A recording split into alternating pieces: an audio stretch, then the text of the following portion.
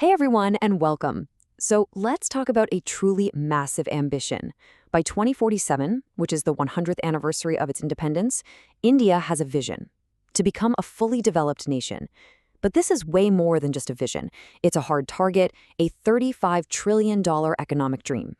Today, we're going to break down what it'll take to pull off this monumental quest. Okay, so let's just start with this. This is an incredibly bold statement from one of India's top industrialists, Mukesh Ambani. This isn't just wishful thinking, it's really a declaration of intent, and it captures this growing national confidence perfectly. It really sets the stage for the scale of what we're talking about today. And that, right there, is the central question. How on earth does a country make a leap that big? We're talking about a nearly ninefold jump in just over 20 years. That sounds, well, almost impossible. It's like trying to run a marathon at a sprinter's pace. So what are the engines, the strategies, and the challenges behind it? To even start to wrap our heads around this, we first need to pop the hood and look at the economic machinery that's required to power this incredible journey. And, as always, it all starts with the numbers. So, this is the starting line. Right now, India's economy is sitting at just over $4 trillion. That already makes it one of the world's largest, fourth or fifth depending on the day. It's an impressive spot to be in for sure, but it is a long, long way from the finish line we're talking about.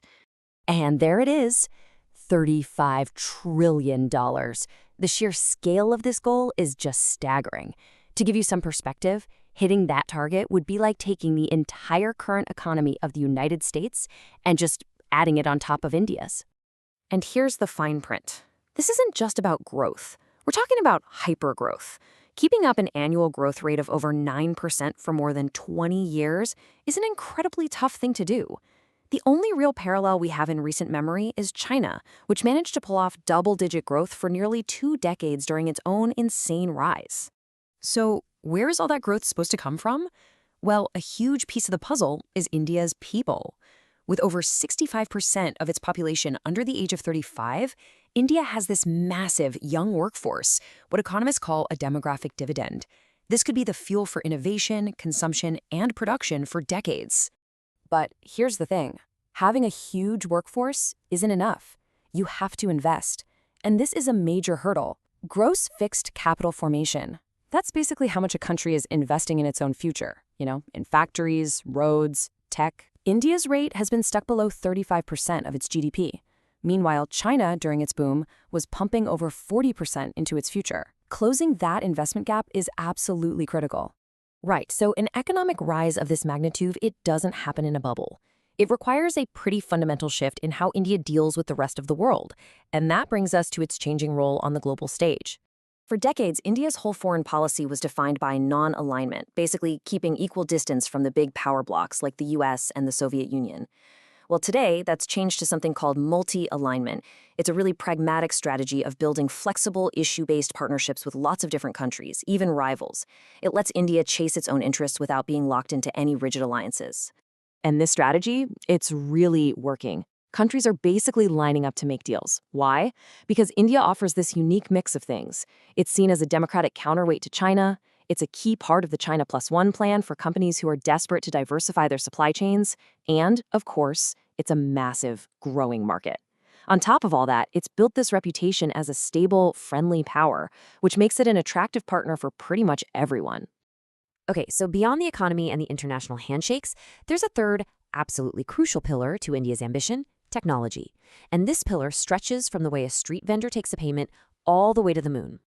At the very heart of this tech revolution is something called the India Stack. The best way to think about it is like a set of digital public railways. These are open-source platforms for things like digital identity and payments.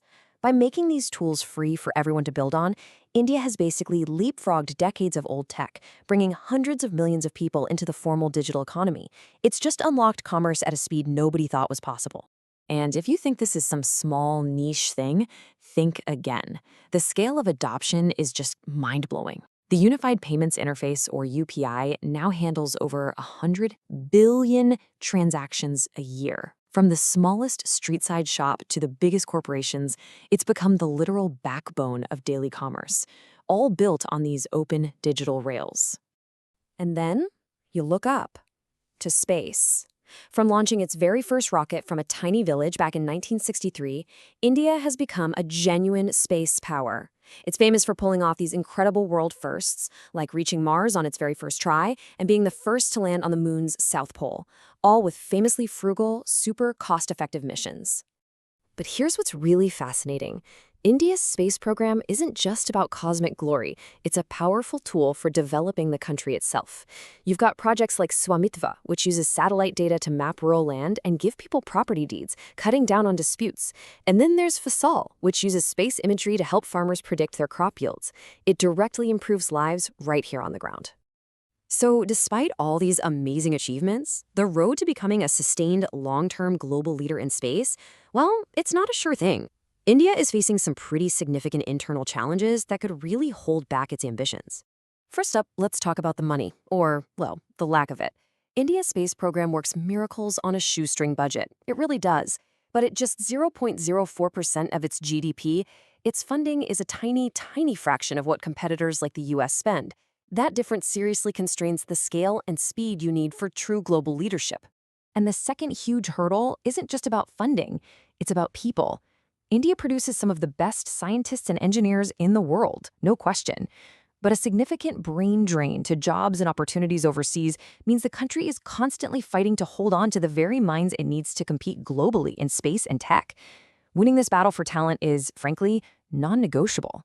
So this brings us to our final section. When you put all of these pieces together, the economic firepower, the shrewd diplomacy, and the tech genius, what you see is a nation that's really standing at a crossroads. And this chart really sums up the whole journey perfectly, doesn't it? For every single massive opportunity, like its young population, there's an equally formidable challenge, like its low investment rate. For every diplomatic strength, there's a delicate balancing act to maintain. And for every incredible technological leap, there are serious resource constraints holding it back. And that leaves us with the ultimate, multi-trillion-dollar question. The path forward is laid out, the ambition is crystal clear, and the potential is just undeniable. But turning all that potential into reality means overcoming these deep structural hurdles. The next 2 decades are going to decide whether India finally achieves its superpower dream, or if that dream remains tantalizingly just out of reach.